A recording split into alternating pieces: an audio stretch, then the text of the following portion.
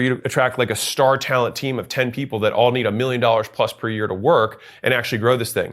If you're venture backed, you can do that with some stock and then also decent cash compensation. And so that becomes harder to do. So you incur lots of management and leadership debt. If you like can't get the high enough level of the softwares that you need in order to build your software company or whatever, if you start low, you're going to have some technical debt that might incur as along the way. Same thing with your data debt. So you're gonna have lots of debts that money could have otherwise solved for you, but you don't have money as one of the things that you're in debt for. Now, to be clear, there are pros and cons there. Like the pro is that you can stay alive a lot longer because you typically keep your cost basis a lot lower. The downside is that it goes slower. And so your capital constraint will oftentimes limit the size of what you can pursue from day one.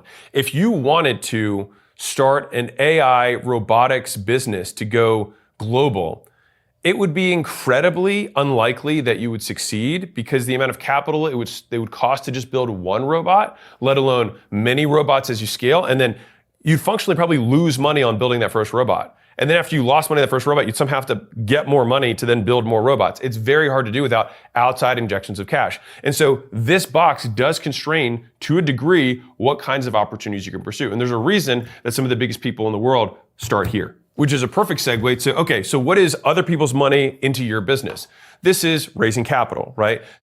So you start and you run the company, but you raise capital from investors who buy a slice of equity to fund the fast growth. Normal examples of this are tech platforms, social networks, marketplaces, manufacturing, pharmaceuticals, where it takes years and years and years to get a drug passed and then it makes money. Typically anything that has huge amounts of upfront costs, then increasing margins or gross margins later, and or winner take all dynamics, meaning you have to lose money for a long time to get the whole market, and then all of a sudden you have a network effect and then everyone buys from you. Amazon famously lost money for like a decade plus before they really started turning a profit. Facebook too lost money for a long time, but they were mapping networks. So who should take this path? If you have a very big dream of what you want to build and there's functionally no way to make your thing profitable without using other people's money, like as in like you're going to lose money for a year, 2 years, 3 years in order to actually have this thing work, then you have kind of like a predefined path that you're going to have to raise capital. So I've experience with this because school is venture backed, right? And so we raise capital at school to continue to grow the company, and we're able to give pricing, which is absolutely absurd, like $9 a month, which by the way is very little with inflation. It's basically free. In order to get as many people who want to start a business, all the tools they need to do it. Now, the main advantage of this is that you start with a bigger thing, you can hire the top talent, you can outspend competitors, you can be negative in your acquisition costs. I mean, you can lose money getting customers, right?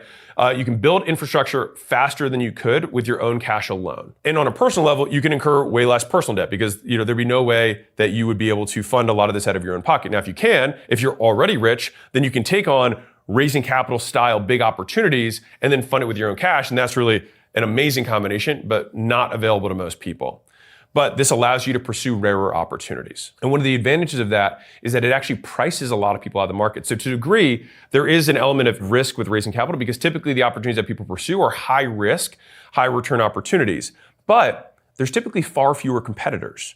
And so, you can count the number of competitors who are well-funded even in a space maybe on two hands. If I said how many social media marketing agencies are there, you're gonna need a lot more fingers. And so within our car analogy example, you actually just start by building the car factory. And then, even though you're gonna lose money up front, once the car factory is built, you know that every single car you're gonna make X dollars of profit, right? And that is how you end up recouping it and justifying the return to the investors. Some of the trade-offs here are